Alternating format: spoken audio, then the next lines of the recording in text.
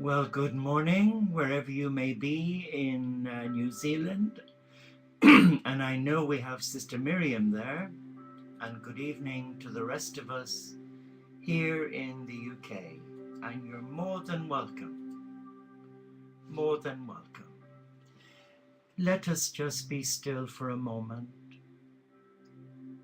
Let us just come into our heart. And let us just give thanks, either for the end of our day or the beginning of a new day. But let us just focus on peace, especially peace in Ferguson, in America, where there is so much strife and prejudice, and pray that good comes from it. Let us just hold the whole town of Ferguson and all its inhabitants, black and white, who are all children of the same God. Let us pray for justice, integrity, and peace. Amen.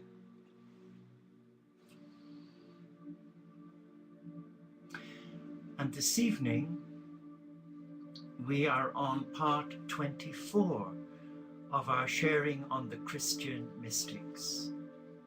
How time flies, and obviously we will have to resume them after the Christmas period, because from Sunday we begin our Advent series. But let us just begin, as we begin every evening, with that beautiful opening prayer, reawakening the soul, the interior castle. I cross the bridge into the silent bliss of my castle. I close the drawbridge and forbid all outside influences from entry into this holy place, a place that is my soul. Here in my castle, I am alone with God,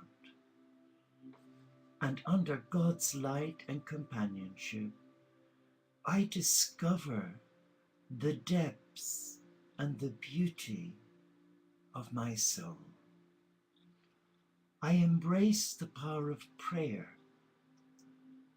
I open myself to divine guidance, and I surrender myself to become as a channel for grace, healing, and service as God directs my life. Let us stay with that prayer, and let us allow the Spirit of the four winds and the Spirit of God explain to us the meaning of our interior castle, and why it is so important that when we close the drawbridge or put the do not disturb sign on our door or on our mobile phone, that we enter a place of solitude, stillness, and listen to the Beloved speak,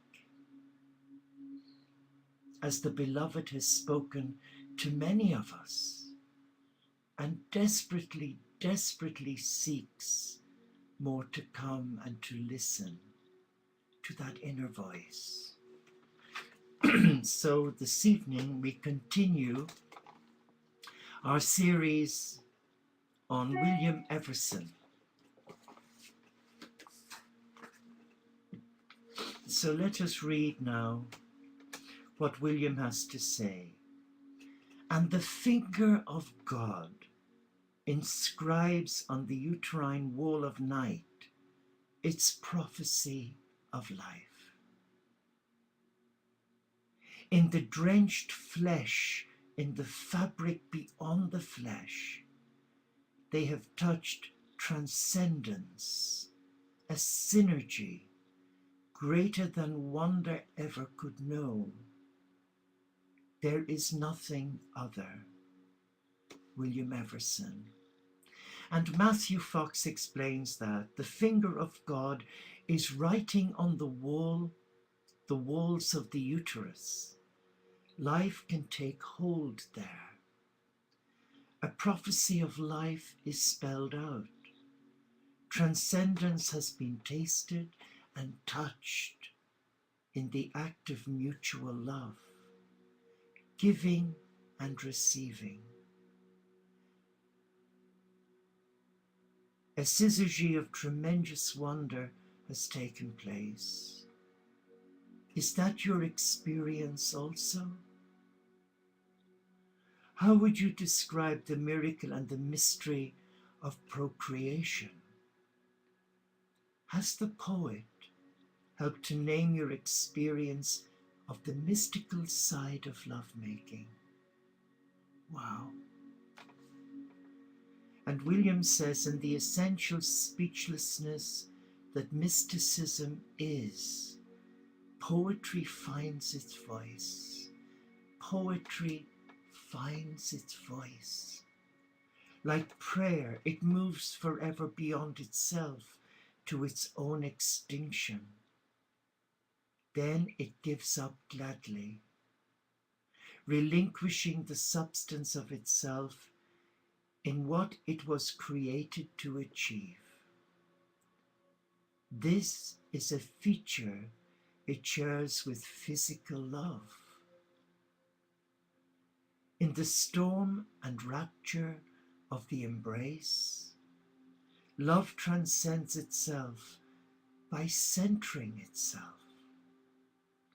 The phallus knocking at the womb like the tongue stuttering in the throat achieves at climax that expenditure which is its failure, the quintessence of success. I think more than any other form of art, poetry is mysticism's flesh. And Matthew says, Everson sees mysticism as essential speechlessness. Do you agree? He is talking about the via negativa and the letting go of all images and all words. Silence lies at the heart of mysticism. Thus, the goal of a poem or a prayer is to move the person beyond the words, resulting in the extinction of the poem, the prayer. Have you experienced this paradox of words leading to an awe beyond words? Everson also speaks of lovemaking as taking us beyond words into realms of transcendence. Poetry is mysticism's flesh. What do you think of this observation? And William Everson says, in the extremes of imagination, the poet and the saint concur. Poetry, like sanctity, is the orchestration of multiple attributes into vast, compelling wholes. The mystic speaks. What impels him is his whole incentive, the fascination. Obsessed by enchantment, tantalized by the imperceptible, he yields up his reason to his instinct, and his instinct, liberated, guides his intelligence. Fructification takes him. He grapples God on earth, God in the sea, God in the sky. He smells him out in bed. At the table of the Lord, he eats divinity, devours God's flesh. He is insatiable because the food that feeds him incites him in his hunger. Fascinius, the divine obsession, God beyond God, calls to ineffable consummations. all among the haystacks of the summer nights, the Shulamite divine wisdom enchants the soul. I have never read such poetic beauty in all these years as I've just read here. What a gifted man, William Everson. Well, Matthew says this, poetry and holiness go together. Everson tells us fascination, enchantment, instinct, and intelligence take hold of the mystic and the poet. Divine wisdom enchants their souls and inspires a divine obsession. Wow. Have you ever felt the pull of a divine obsession in your life? Have you? When have you let the mystic and the poet emerge in you? Oh. But Everson says, when I became a Catholic, not surprisingly, sex became divinized at a different level than it had been under Lawrence and the pantheistic ages. As a pantheist, I perceived that sex was mostly instinctual and therefore closest to nature. It got its religious mode from that. But later on, as a Catholic, it emerged in its incarnational aspects. Traditionally, it has served as a metaphor of the love between God and man. As canonized in the Song of Songs from Scripture. And for the most part, my program of erotic mysticism follows that vision. But then I brought the two strains together in River Root, probably my most important and revolutionary piece of writing. I fused the strains of Lawrence and Solomon together in an attempt to heal a division that has lain like a fracture in the sensibility of the race. Beautiful. And Matthew says, Everson believes that there has been a division and a fracture in our species between sexuality and spirituality. So he set himself the task of laying out an erotic mysticism. The religious element of sexuality, he believes, comes from primal natural instinct, but the spiritual dimension of incarnation and the role of spirit comes from an awareness the Song of Songs gives us. What is your experience, and how would you describe the merging of sexuality and spirituality?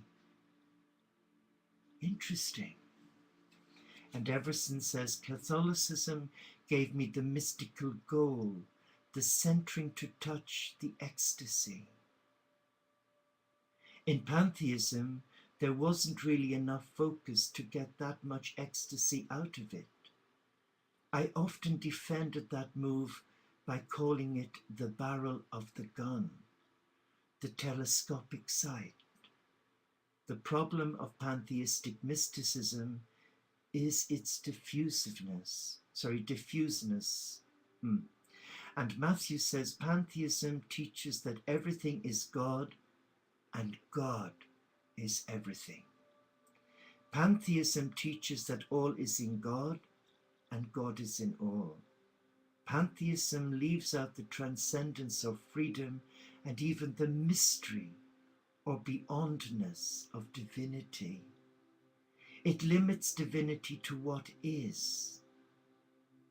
Pantheism makes room for what is not, even for the black holes of the universe, and even perhaps for other universes. Everson believes that pantheism is too diffuse, too lacking in focus and centeredness. The cosmic Christ teaching makes personal the cosmic pantheism, giving it a name. One might say, It localizes and renders intimate the divine, pantheistic presence. What are your thoughts? And Everson says the erotic in mysticism inheres in the scale of the American landscape, the tension, the strain. In the archetype exposes the unconscious, and the erotic root of the psyche is released from its collective repression and begins to sing. The erotic images sing spontaneously forward to match the equation between the contesting scales of psyche and landscape. The European landscape is more amenable to cultural recourse, and therefore the erotic is more social conformist, whereas the American erotic component is more primal. The libido itself more animal orientated. Thus the American Indian models his fertility rites on the mating of the beasts he regarded as his ancestors. And Fox says, Everson believes that the vastness and wilderness of the American landscape gives us insight about the wildness of the erotic. The Native American Indians' closeness to nature excuse me, and to wild animals also encourages that kind of connection. European consciousness has less of that wildness still intact. Do you agree with Everson? Is the wild a part of your sense of mysticism and of sexuality and the mergence of the two? Be interesting to know your thoughts on this. Everson says faith is certitude in existence. I think mysticism professes this. It is the mystic's faith which enables him to transcend quotidian consciousness. The prophet takes over where the mystic stops. The mystic ascent, the prophet is descent. Interesting. And Fox explains this as meaning, does your faith develop as a certitude in existence?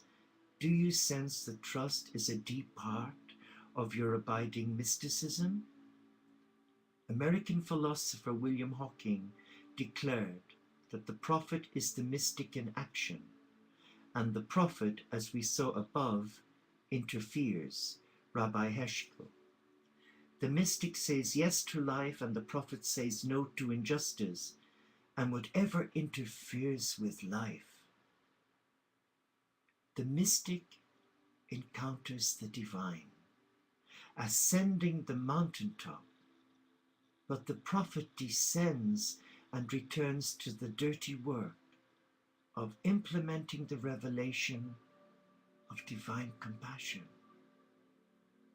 Does the prophet in you take over from the mystic in you? Wow. And Everson says, before the pill, the primacy of procreation in the sex life was so overwhelming that it had to be repressed, placed under taboo, strictly confined to the married state, with enforced ignorance of its dynamic mechanism, because of the problem of responsibility for the fate of children. The sex act could only be implied in legitimate expression. The explicit was confined to the pornographic and sold under the counter. With the invention of contraception in the modern world, the taboo was softened and we began to get fairly explicit renditions. But there was nothing like amnesty. Not until the invention of the pill was mankind's apprehension sufficiently relaxed to feel safe with spontaneity. Did you get that? I'm struggling with it. But Fox says here Everson puts out modern day interest in sexuality in the cultural and historical context, especially in the context of the pill and how it altered attitudes towards sexuality. Feeling safe with spontaneity seems to be something that developed only recently. Do you feel he is correct? And that attitudes towards sexuality have indeed evolved since the invention of the pill? William Everson says the other thing about River Root is the religious dimension, or rather the synthesis between sexual explicitness and religious awe, essentially regarding chastity. As long as sexual explicitness was confined to the obscene, religious awe was rigorously excluded from its presentation.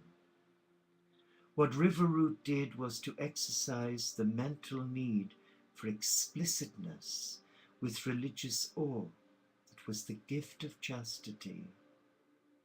The Song of Songs was the model historically, but the factor of explicitness was not yet achieved.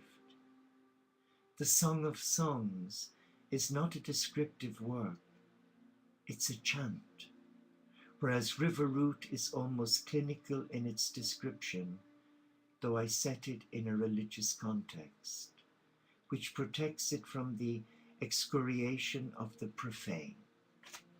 I wonder what Matthew Fox has to say about that. Well, he says, Everson believes his poem on sexuality, set in a religious context, protected the explicit sexuality from mere profanity or pornography.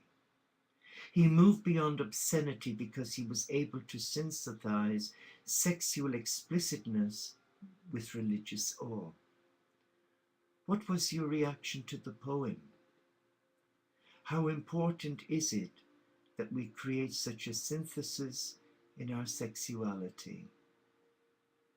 And Everson says it is important to recapture sexuality as a source of eschatology today because it's the most fulfilling experience.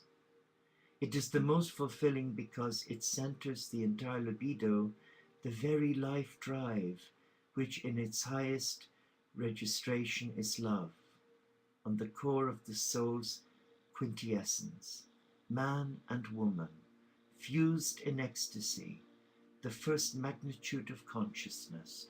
What amazing words! Oh, what a gifted man.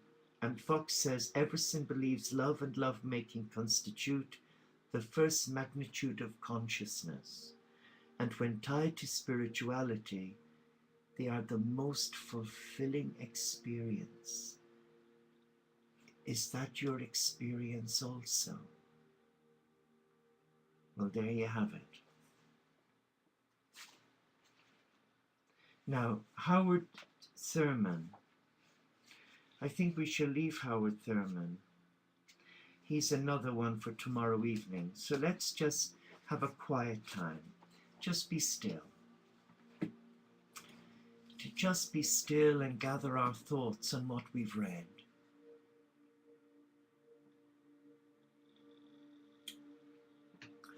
Excuse me, I never thought reading such long, lengthy words as I've read could make me so thirsty. Or was it my dinner, bangers and mash, a traditional English dinner? Forgive me for being so lackadaisy. Let's just relax now and come into the Cathedral of God. Let us create the scene to be still. It is a beautiful late morning. There's a gentle breeze. And you and I are in the Cathedral of God, a cathedral of light with no walls. It is perfection.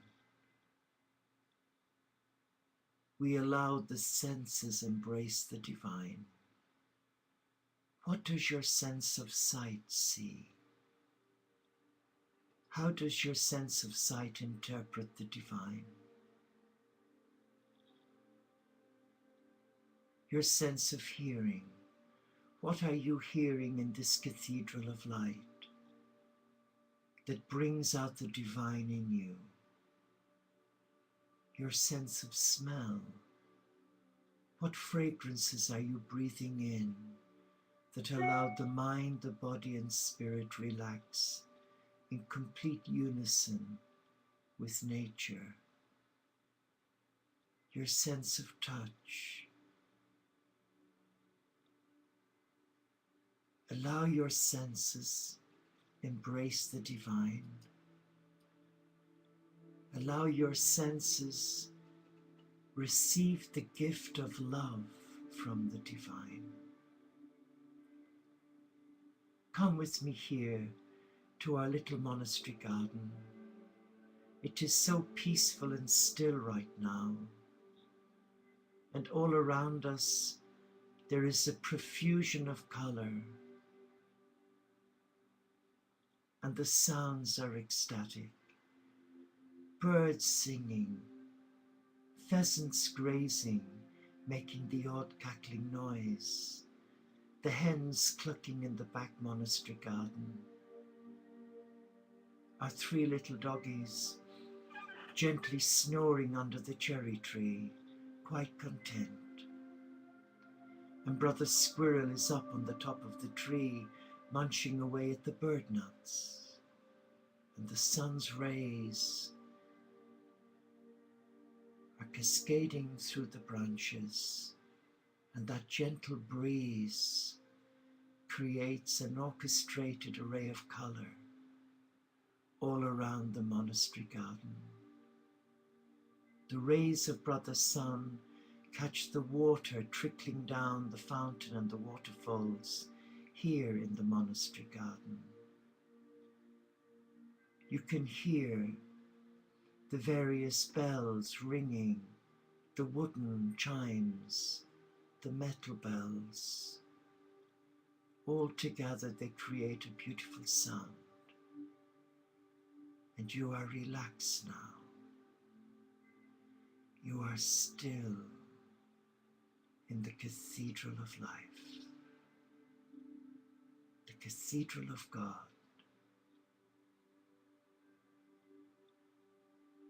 Be at peace now. Be at peace and allow the Spirit of God, the Spirit of nature, and the essence and energy of our forefathers who left us their sacred footprints with wisdom, beautiful gifts imparted to us down through the ages. And the greatest of the gifts is love. To love yourself as you are loved by God. To love your mind, your body and spirit first, so that you can reach out and love others and love the whole of creation, because you are one with nature, with creation and the animal kingdom. You are one. There is no separation, for we are all one. And together we raise a cacophony of sound, angelic voices from the heart to the heart of the mystical heart of God. And the mystic in us is hungry, thirsting for divine intimacy. So just relax and allow the Spirit of your God, Goddess enfold you, empower you. Be still. Be still in the arms of the beloved and allow Mother Earth to caress you and create balance within you. For you are a child of God.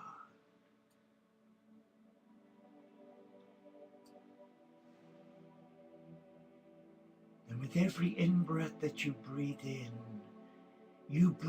the elixir of life. You breathe in the essence of all that you are as a co-creator of God. Relax now.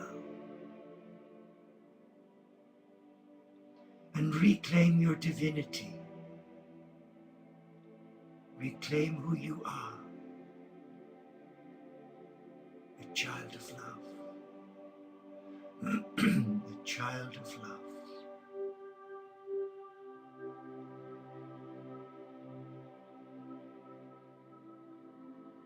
And all around you, the angels of this dimension are pleased with your gifting of self to be an ambassador of peace.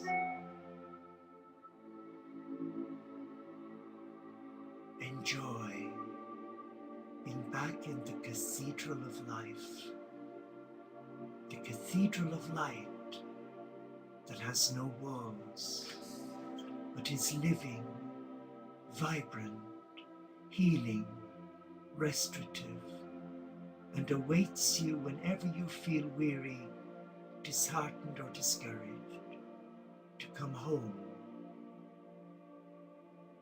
to the birthplace of all that is, your sacred dwelling.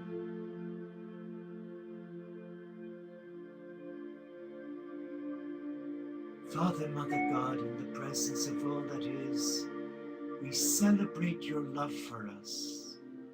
Though we are surrounded by chaos and crisis in the world, we know that here you are with us, and we bless you. And we thank you for your gifting to us through the mystics, the prophets, and each other. And not forgetting the animal kingdom. Namaste, Shalom, Inshallah Paxet Bonum, Om Shanti, Solo di Caritas, Salam Alaikum, and may the peace of your God Goddess reawaken in you the I Am presence of all that is.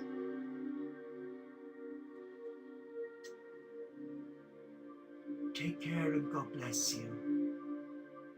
Have a beautiful day, dear Miriam, and lovely to have you with us, Jane, and whoever else is here. God bless you.